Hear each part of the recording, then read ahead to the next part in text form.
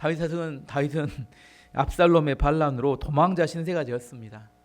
다윗은 젊었을 때도 도망을 많이 다녔어요. 누가 쫓아다녔어요?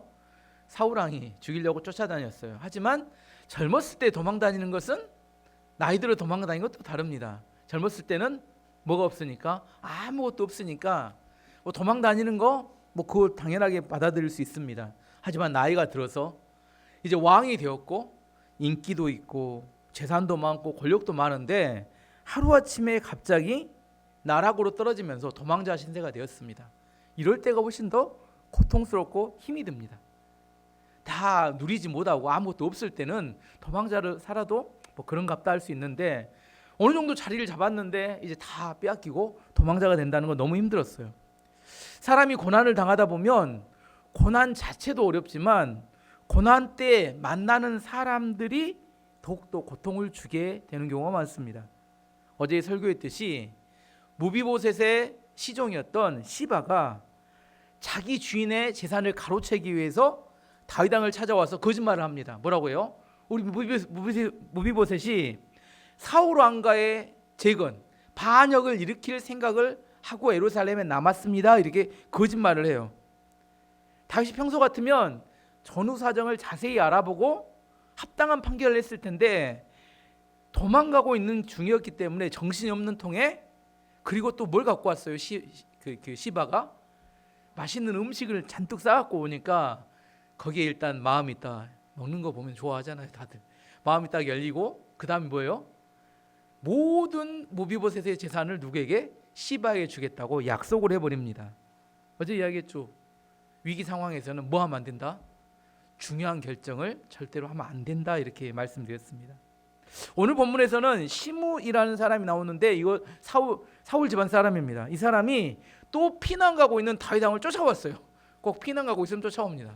쫓아와서 돌을 던지면서 저주를 퍼부었습니다. 5절 6절 말씀 보시면, 다윗 왕이 바후림에 이르렀을 때 어떤 사람이 그곳에서 나왔습니다. 그 사람은 사울의 집안 사람이었습니다. 그는 게라의 아들 시므이였습니다. 시므이는 나오면서 다윗을 저주했습니다. 시므이는 다윗과 그의 신하들을 향해 돌을 던지기 시작했습니다. 그러나 백성들과 군인들이 삥 둘러서 다윗을 지켰습니다. 시므이는 사울 왕을 대신해서 다윗이 왕이 된 것이 매우 마음에 안 들었던 것 같습니다. 불만이 있었던 것 같아요.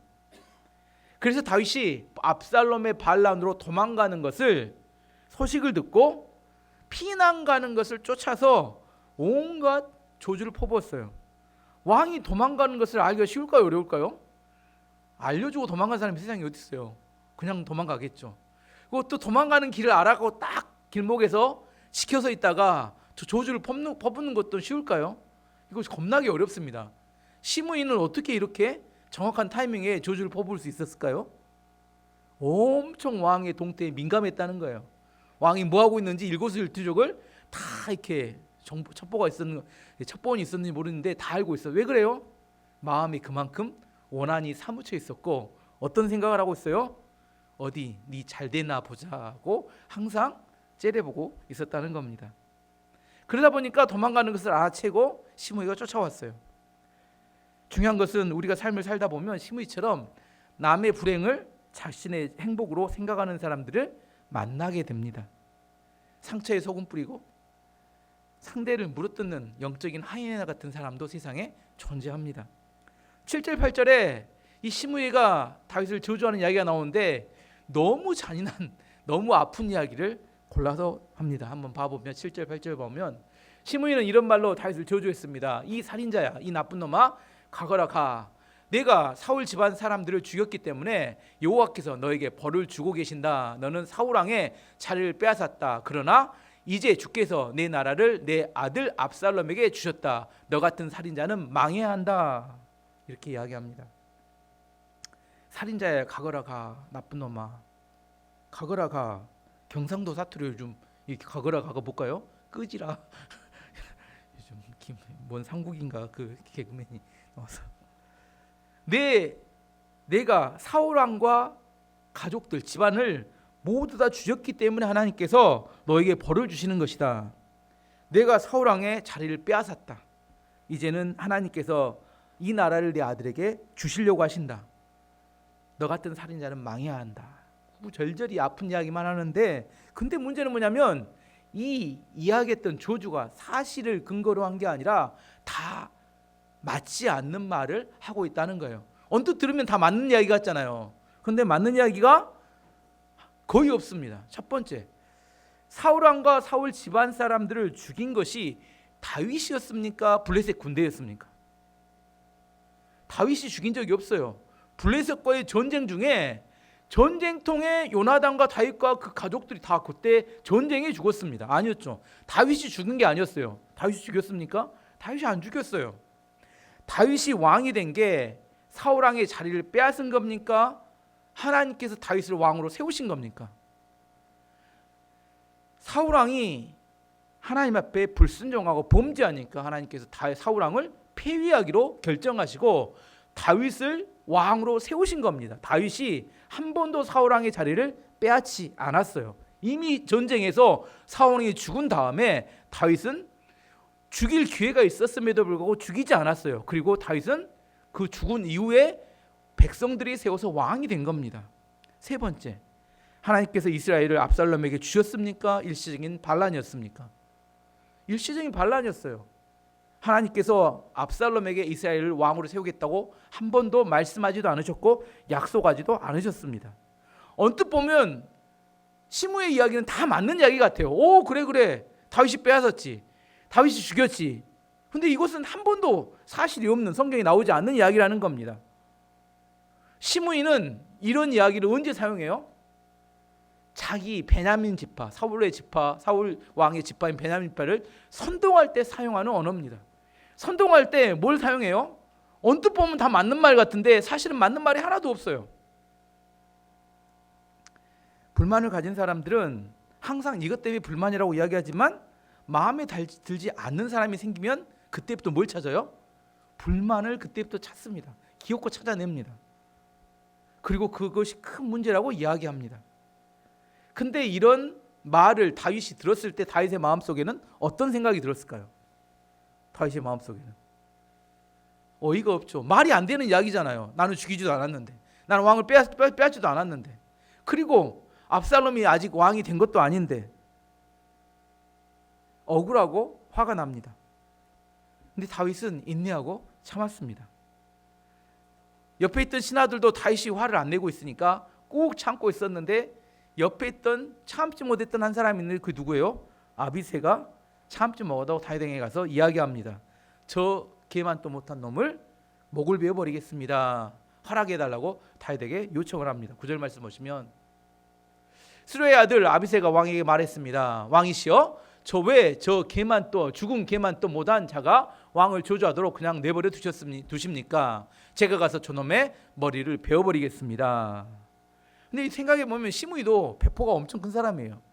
왕이 아무리 도망가도 누구를 데리고 도망가요? 자기 군대를 데리고 도망가는데 홀로 가서 뭔가 저주를 퍼부어요. 그냥 죽이려고 하면 얼마든지 죽일 수 있는데 그만큼 뭐란 말이에요? 오난이 마음에 사무쳤던 것 같다, 그런 생각을 합니다. 다윗 왕이 아비새를 나무랍니다. 내가 무슨 상관이 있느냐 이라고, 하나님께서 저 사람을 시켜서 나를 저주하게 하셨다면 내가 어떻게 할 수 있겠느냐? 내 아들도 나를 죽이려고 하는데 베냐민 지파 사람이야? 오죽하겠느냐고 이야기를 합니다. 10절 11절 말씀 보시면, 그러나 왕이 대답했습니다. 스루의 아들들이여, 이 일은 그대들과 상관이 없어. 저 사람이 나를 저주하도록 여호와께서 시키셨다면 누가 뭐라고 할 수 있겠소?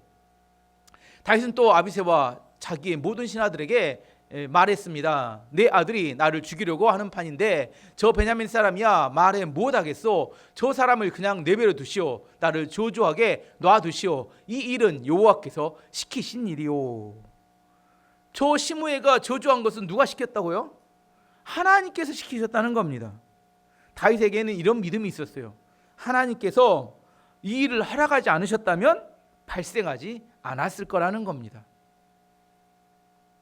우리는 일반적으로 이렇게 생각합니다. 좋은 일은 하나님께서 해주신 일이고 나쁜 일은 하나님께서 하신 일이 아니다, 이렇게 생각하고 싶다는 겁니다.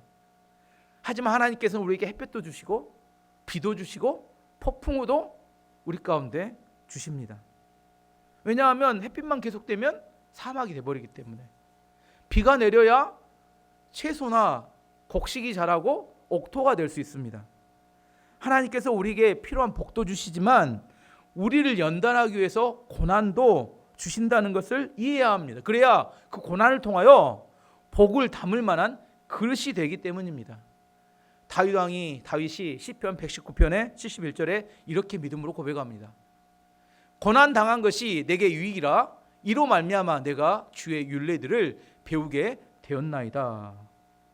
다윗은 고난 때문에 내가 망했습니다 이렇게 고백하지 않고 고난이 나에게 뭐가 되었다고요? 유익이 되었다 이렇게 대답하기 싫어요. 고난이 나에게 뭐가 되었다고요? 유익이 되었다 이렇게 이야기합니다. 왜 고난이 유익일까요?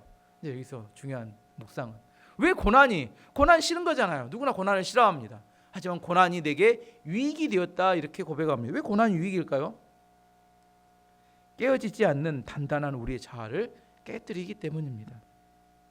내가 하나님의 복을 담을 만한 그릇이 돼야 되는데 이 복을 담을 만한 그릇이 안 되게 막는 것이 뭐냐면 내 단단한 자아가 그걸 막아요.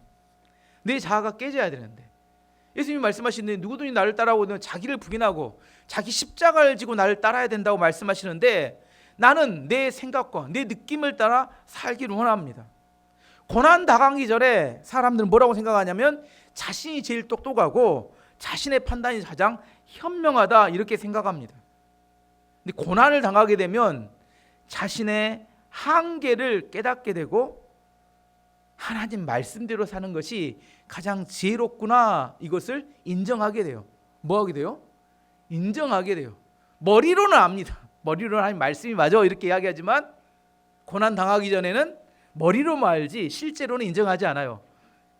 고난 당하기 전에는 내 생각과 하나님의 말씀이 있으면 어디로 가요? 말씀이 아니라 내 생각대로 갑니다. 근데 고난으로 내 한계를 느끼게 되면 그 다음에는 말씀을 붙들게 됩니다.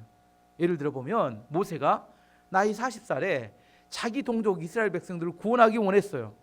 그때 구원하기 위해서 갔다가 애굽 사람이 유대인을 핍박하는 걸 보고 어떻게 버려요? 그 애굽 사람을 쳐 죽이게 됩니다. 도와주고 싶었는데 살인을 저질러요. 자기 느낌과 자기 생각이 옳은 대로 했는데 열매를 맺는 게 아니라 살인을 저지르게 됩니다. 그리고 40년 동안 광야에서 연단을 받게 돼요. 나이가 80살이 되었을 때 하나님께서 모세를 찾아옵니다. 그리고 모세야, 내가 이제 애굽으로 돌아가서 내 백성 이스라엘을 구원해야 되겠다 말씀하시니까 모세가 뭐라고요? 저는 입이 두마합니다. 저는 나이가 많아서 안 되겠습니다. 이렇게 이야기해요. 80살이 되고 난 다음에 뭘 깨달아요? 내 힘으로는 안 되는구나. 내 능력으로는 안 되는구나. 근데 내 능력으로 안 되고 내 힘으로 안 된다고 이야기할 때 그가 어디를 가요? 애굽으로 말씀에 순종하여 가게 되고 이스라엘 백성들을 구원하는 어마어마한 위대한 역사를 만들어냅니다.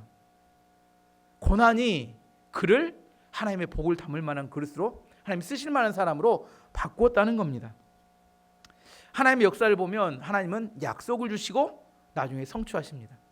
뭘 주셔요? 먼저 약속을 줍니다. 그 다음에 뭐예요? 성취하십니다. 순서가 바뀌진 않아요. 먼저 성취하지 않습니다. 하나님은 약속을 주시고 시간이 있어서 성취하십니다. 그래서 여러분에게 뭐가 있어야 돼요? 마음속에 약속이 있어야 합니다. 약속이 없는 사람은 뭐예요? 무정란하고 똑같아요. 나중에 아무리 품어도 뿅아리가 안 나옵니다. 유정란처럼 약속이 있어야 약속이 시간이 지나면 뭐가 돼요? 이게 성취가 되는 열매를 맺게 됩니다. 그런데 하나님께서 약속과 성취 사이에 뭘 두시냐면 질문이 아니라 블랙박스를 놔둬요. 블랙박스. 뭐가 들어있는지 몰라요. 블랙박스. 약속과 성취 사이에는 뭐가 있어요? 블랙박스가 있습니다. 오늘 중요한 개념입니다. 블랙박스가 있습니다. 이 블랙박스에 뭐가 들어가야 될지 알려주지 않습니다. 사람마다 다 달라. 하나님 쓰신 사람마다 다 다릅니다. 요셉의 예를 들어보면 하나님께서 꿈을 주셨어요. 꿈을 줬죠. 어렸을 때. 그리고 나중에 애굽의 총리가 됐습니다. 가운데는 뭐가 있다고요? 블랙박스가 있다니. 블랙박스. 꿈과 애굽의 총리 사이에는 블랙박스가 있습니다. 이 블랙박스 안에 뭐가 들어갔을까요? 보디발의 노예가 돼서 일하고 누명을 쓰고 감옥에 들어간 죄수가 되었어요. 합쳐보면 고난이죠. 이게 하나님께서 요셉에게 놓아두었던 블랙박스입니다. 그 블랙박스를 통과했더니 애굽의 총리가 되었더라. 다른 사람의 예를 들어보면 다윗은 어렸을 때 사무엘 선지자를 통하여 왕으로 기름 부음을 받았어요. 그리고 나중에 왕이 되었습니다. 그 가운데는 뭐가 있다고요? 블랙박스가 있다. 블랙박스가. 이 가운데 블랙박스 안에 뭐가 들었어요? 15년 동안 사울왕에게 죽을 고생을 하며 도망다녔고 그 다음에 광야에서 처절하게 살아남기 위해서 몸부림을 쳤습니다. 이게 다윗을 이스라엘의 왕으로 만든 블랙박스였습니다. 다른 예를 하나 들어보면 출애굽한 이스라엘 백성들, 하나님께서 이스라엘 백성을 모세를 통해 출애굽을 시켰어요. 근데 하나님 약속은 뭐냐면 적과 꿀이는 가나안 땅을 주겠다는 거예요. 가나안 땅을 주시는 것과 출애굽 사이에 블랙박스가 있었어요. 이 블랙박스에는 뭐가 들었어요? 광야의 40년의 기간이 들어가 있었다는 거예요. 블랙박스. 성경의 역사를 보면 대부분 인물들을 보면 다 비슷합니다. 약속을 주시고 블랙박스를 통과하게 하신 다음에 마지막에 성취하세요. 근데 성취는 분명히 하십니다. 하지만 이 블랙박스를 통과해야 돼요. 그 블랙박스는 대부분의 고난의 형태로 주어집니다. 왜 고난의 형태로 주어질까요? 고난을 통해서 하나님의 축복을 담을 만한 그릇을 만들기 원하셨기 때문입니다. 근데 이걸 누가 이해하고 있었어요? 다윗 왕이 이것을 이해하고 있었다는 겁니다. 시므이가 자기를 저주합니다. 시므이가 저주하니까 다윗이 뭐라고 생각했어요? 저 저주 때문에 하나님께서 나에게 은혜를 주실지도 모르겠다 이렇게 생각했다는 거예요. 12절 말씀 봐보시면 어쩌면 여호와께서 내 비참함을 보시고 오늘 시므이가 말한 저주 대신 오히려 더 좋은 것으로 나에게 복을 주실지도 모르지 않소. 다윗은 저 시므이의 저주 때문에 내가 하나님의 은혜와 축복을 받을 수 있겠다 이런 믿음이 생겼다는 거예요. 다윗은 시므이의 저주를 하나님의 축복과 은혜의 통로로 생각했습니다. 아까 말했듯이 다윗은 마음만 먹으면 시므이를 언제든지 죽일 수 있었습니다. 근데 시므이 한 명 죽인다고 다윗의 인생에 뭐가 바뀌는 게 있을까요? 복수했다 이야기만 들었겠죠. 근데 오히려 시므이가 저주하니까 그 저주 때문에 누구의 은혜를 받을 수 있겠다? 하나님의 은혜를 받으면 그 인생이 바뀝니다. 지금 하나님의 은혜가 가장 절실한 은혜가 뭐였을까요? 다윗에게 압살롬의 반란을 이길 수 있고 다시 원래 왕으로 돌아가는 게 정말 절실한데 지금 시므이의 저주가 중요한 게 아니라 뭐가 중요해요? 하나님의 은혜가 임해서 자기가 원래 있던 왕의 자리로 돌아가는 거 그게 중요하잖아요. 근데 다윗은 뭐가 중요해요? 시므이의 저주는 얼마든지 무시할 수 있어요. 뭐가 중요해요? 하나님의 은혜를 받아서 내가 다시 지금 은혜 하나님이 나를 불쌍히 여기셔서 시므이의 저주 말도 안 되는 저 이야기 때문에 하나님이 나를 은혜 주셔서 하나님이 나를 다시 왕으로 세워주실 수 있지 않을까 이런 믿음이 있었다는 겁니다. 사람들은 일반적으로 위기 속에서 저주와 비난을 받으면 이렇게 받으면 누구에 집중해버려요? 비난하는 사람에 집중해버리고 맙니다. 그 사람과 기싸움을 해요. 싸움에서 이긴다 해도 뭐가 돼요? 걔보다 나은 사람. 걔하고 걔한테 지금 뭐 어떻게 돼요? 걔만 또 못한 사람. 걔와 비기면 어떻게 돼요? 말 않겠습니다. 걔와 비기면 걔 같은 사람 이렇게 됩니다. 싸워갖고 이겨봤자 뭐 이겨도 저도 아무런 의미가 없는 그런 싸움이 되고 맙니다. 근데 그 사람의 비난 때문에 뭘 받을 수 있으면 내가 하나님의 은혜를 받을 수 있으면 내가 오히려 훨씬 더 나은 하나님의 축복을 받을 수 있게 됩니다. 세상 사람들은 일반적으로 이런 억울하게 저주를 당하게 되거나 억울하게 비난을 받게 되면 하는 반응을 와신상담이라고 와신상담. 힘들 때는 참고 있지만 언젠가 내가 복수하고 말 거다. 이게 와신상담입니다. 와신상담의 한자의 뜻은 뭐냐면 뗄나무 위에 눕고 쓸개를 맛본다 이런 의미예요. 뗄나무 위에 눕고. 사람이 잠을 자는데 뗄나무 위에서 자요. 나무는 불편하잖아요. 울퉁불퉁. 근데 뗄나무 위에서 자는 이유는 내가 불편하게 산다는 거예요. 쓸개는 엄청 쓰잖아요. 근데 쓸개를 먹고 산다는 거예요. 왜 쓸개를 먹고 뗄나무 위에 살까요? 내가 반드시 잊지 않고 이 복수를 하겠다는 그런 굳은 결심을 하고 살아가는 게 와신상담하고 산다는 겁니다. 억울하고 힘든 어떤 저주나 공격을 받을 때 세상 사람들은 어떻게 살아요? 와신상담하면서 합니다. 독한 마음을 먹고 언젠가 내가 반드시 이걸 갚아주겠다. 그러면 어떻게 돼요? 그런 와신상담으로 살면 마음의 상처만 점점점 깊어져 갑니다. 하나님 백성들은 어떻게 살아야 돼요? 누구를 바라봐야 돼요? 그 시므이를 바라보는 게 아니라 하나님을 바라봐야 우리 안에서 그 위기를 우리 안에 기회로 바꿀 수 있게 됩니다. 1970년도 노벨상을 수상했던 노벨 문학상을 수상했던 사람이 소련의 알렉산더 솔제니치라는 작가가 있습니다. 솔제니치는 소련군 포병 장교였는데 친구한테 편지를 하나 썼어요. 근데 스탈린, 그 당시 소련의 독재자였는데 스탈린을 비판하는 편지를 썼는데 그게 들켜가지고 8년 동안 시베리아의 강제 수용소에 수용되게 됩니다. 솔제니친이 이 수용소에서 8년 동안 있는 동안 경험했던 일들을 소설로 썼던 책들이 수용소 군도나 이반 데니소비치의 하루, 암병동 이런 이렇게 그것들을 이 글들을 쓰게 됩니다. 이걸로 노벨 문학상을 타게 됩니다. 근데 수용소에서 썼던 글들, 이 글 수용소에 있으면서 이 사람이 또 암병동을 썼던 이유는 본인이 또 암에 걸려요. 암에 걸려서 암병동에 입원하고 그 간신히 살아났던 이야기를 씁니다. 하여튼 그 사람이 극한 시베리아의 수용소에서 8년을 지내면서 살아나는 사람이 있고 죽는 사람들이 있다는 거예요. 어떤 사람이 죽었냐 이렇게 돌아보니까 다른 사람에 대해서 원망하고 불평하고 분노로 살아갔던 사람들은 다 죽어가더래요. 그 극한 환경을 견디지 못하고. 반면에 자신의 연약함을 바라보며 하나님께 불쌍히 여겨달라는 그런 마음을 가진 사람들이 살아나더라는 겁니다. 그러면서 그가 남겼던 그 글에 나온 유명한 이야기들이 소련 사람들을 힘들게 하는 것은 미국이나 사방 때문이라고 말하지만 소련 사람들이 그런 생각이 있었나 봐요. 미국 때문에 우리가 힘들다. 하지만 미국 때문이 아니라 우리 자체의 문제 때문에 우리가 힘들게 사는 것이다. 이렇게 이야기합니다. 자기가 그 수용소에서 추위, 노동, 굶주림 속에 살면서 사람들 보니까 서로 밀고 하고 거짓말이 일상화되어 있고 거짓말이 자기 삶에 보편화되어 있어서 그 이렇게 살아가는 그런 삶의 모습들, 그게 우리를 더 병들게 만들고 힘들게 만드는 거다. 그렇게 이야기합니다. 뭐가 힘들게 만들어요? 환경이 그러는 게 아니라 우리 안에 있는 죄악, 우리 안에 있는 그 어떤 어둠, 그것이 우리를 병들게 만드는데 사람들은 꼭 누구만 바라봐요? 누구 때문에 그랬다고요? 다른 사람들 때문에 우리가 이렇게 힘들고 어렵다 이렇게 생각한다는 겁니다. 이게 우리를 병들게 만들고 죽어가게 만드는 이유가 된다. 그는 그렇게 이야기합니다. 다윗이 저주하는 시므이, 하나님 은혜를 주실 하나님, 누구를 바라봤어요? 자, 저주하는 시므이, 은혜를 주실 하나님, 누구를 바라봤어요?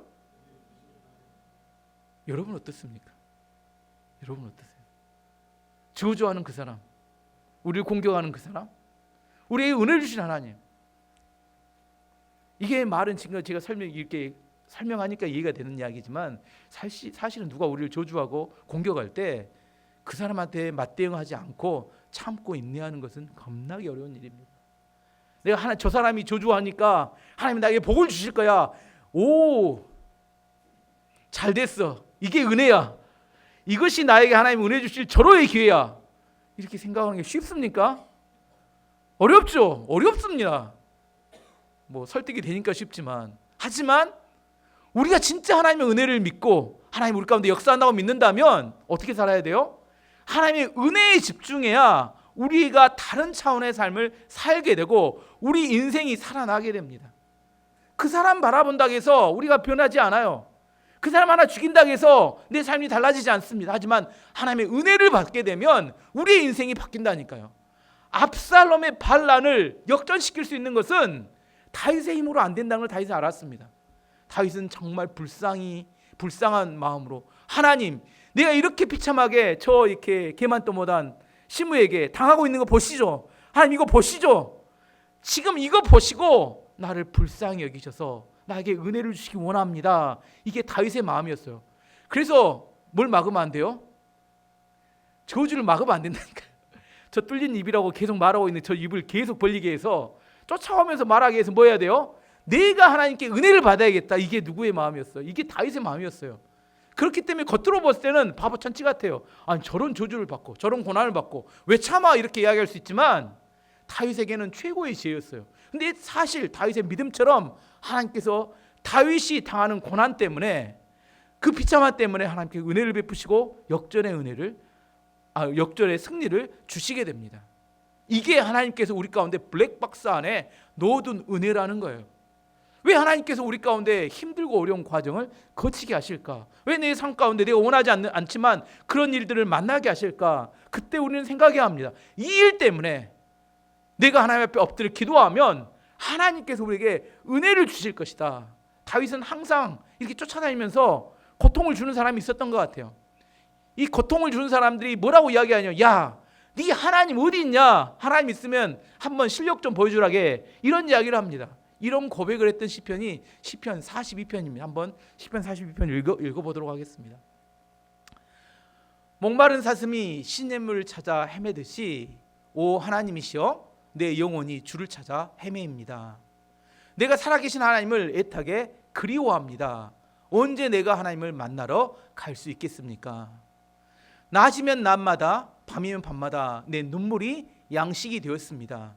다른 사람들은 언제나 내게 말합니다. 너의 하나님이 어디 있지? 지난 일들을 생각하며 할수록 내 가슴이 찢어집니다. 나는 사람들을 이끌고 하나님의 성전을 향해 들어가곤 했습니다. 기뻐 소리를 지르고 감사의 찬송을 부르며 그 행복한 사람들과 어울리곤 했습니다. 오 내 영혼아 어찌하여 슬퍼하는가? 왜 그렇게 속상해하는가? 하나님께 희망을 가져야 할 것이다. 나를 구원하신 분이시며 나의 하나님이신 그분을 마땅히 찬양해야 할 것이 아닌가? 내가 몹시 슬프지만 주를 기억하겠습니다. 요단강이 시작되는 땅에서 헤르몬 산에서 마살 산에서 내가 주를 기억할 것입니다. 주의 폭포수가 큰 소리를 내며 떨어지듯이 어렵고 괴로운 일들이 계속 나에게 찾아옵니다. 주의 파도와 물을 부수며 파괴하는 소리가 나를 둘러 덮고 있습니다. 낮에는 여호와께서 사랑을 보여주시고 밤이면 내가 주를 노래하며 나의 생명이신 하나님께 기도합니다. 나는 나의 바위가 되시는 하나님께 외칩니다. 왜 나를 잊어버리셨습니까? 왜 내가 슬피 울면서 돌아다녀야 합니까? 왜 원수들 때문에 괴로워해야 합니까? 내 원수들의 비웃는 말을 들으며 내 뼈가 부서지는 듯 괴롭습니다. 원수들은 늘 이렇게 말합니다. 내 하나님이 어디 있지? 오 내 영혼아 어찌하여 슬퍼하는가? 왜 그렇게 속상해하는가? 하나님께 희망을 가져야 할 것이다. 나를 구원하신 분이시며 나의 하나님이신 그분을 마땅히 찬양해야 할 것이 아닌가? 네 하나님이 어디 있냐? 야, 그러고도 네가 하나님 믿는다고 하느냐? 이렇게 비난하고 저주하고, 야, 네 형편과 상황을 봐라. 그때 다윗이 마음이 엄청 괴롭고 힘들었다는 겁니다. 그때 마음이 결단합니다. 내가 하나님을 기억하겠습니다. 가만히 있으면 하나님 기억나는 게 아니라 뭐라고 해요? 내가 기억하겠습니다. 또 뭐라고 해요? 하나님 내가 기도하겠습니다. 또 뭐라고 해요? 하나님 제가 찬양하겠습니다. 이런 결단하는 겁니다. 기억은 해내야 되는 거고 기도를 해야 되는 거고 찬양을 해야 합니다. 그리고 자기 영혼에게 다윗 스스로 명령합니다. 내 영혼아 어찌 슬퍼하느냐? 왜 슬퍼하고 앉아있느냐? 왜 그렇게 속상해하는가? 왜 속상해하고 앉아만 있느냐? 하나님께 희망을 가져야 한다. 나를 구원하신 분이시며 나의 하나님이신 그분을 마땅히 찬양해야 할 것이 아니냐? 뭐에 속으면 안 된다는 거예요? 내 감정에 속으면 안 된다는 겁니다. 나는 오늘 찬양하고 싶지 않아. 나는 기도하고 싶지 않아. 이렇게 내 감정을 따라가는 것이 내가 속아 넘어간다는 겁니다. 다윗은 자기 감정과 자기 영혼을 향하여 선포하고 명령합니다. 자기 원하는 것을 따라 그렇게 살지 말라고 이야기합니다. 시므이가 우리를 저주합니다. 삶을 살다 보면 우리 저주하고 핍박하는 사람들이 있어요. 어떻게 해야 될까요? 오늘 제목입니다. 어떻게 할까요? 때려주기도 못하고 하나님이 은혜 주실 것을 생각하며 내가 그 시간에 하나님의 은혜를 바라보며 견뎌내야 합니다. 그때 내가 그 사람을 바라보고 그 사람에게 대응하는 게 아니라 하나님을 바라보며 하나님을 붙들어야 합니다. 자기에게 그리고 영혼에 명령해야 합니다. 민규야, 왜 슬퍼만 하고 있느냐? 왜 속상해하느냐? 왜 절망하느냐? 하나님을 기억해라. 너를 구원한 하나님이 너의 희망이다. 하나님께 기도해라. 그리고 하나님을 찬양해라. 폭풍우가 몰려올 때 우린 망했다 이런 생각을 듭니다. 이제 더 이상 못 일어나겠다. 하지만 폭풍우 때문에 망하지 않습니다. 폭풍우가 있음에도 불구하고 하나님을 찾지 않으면 망합니다. 폭풍우가 우리를 흔들어 놓는 것 같지만 나중에 보니까 그 폭풍우 때문에 우리는 우리가 원하는 목적지까지 훨씬 빨리 가서 도착해 있는 우리 자신을 발견하게 됩니다. 고난이 없었다면 우리가 지금 이 시간에 이렇게 피곤한 시간에 하나님을 예배하며 여기 자리에 모여 있을까요? 그러기 쉽지 않습니다. 우리가 하나님을 찾아 예배하고 우리가 하나님을 의지하게 되는 이유는 내가 거룩하기 때문이 아니라 하나님께서 우리를 연단하시고 우리에게 희망과 소망이 되신다는 걸 우리가 믿기 때문입니다. 그 하나님을 신뢰하고 하나님께 반응할 때 우리는 진짜로 자유함을 누릴 수 있고 우리에게 정말 가장 필요한 것 그것이 해결됨으로 하나님의 축복과 은혜 가운데 승리하게 됩니다.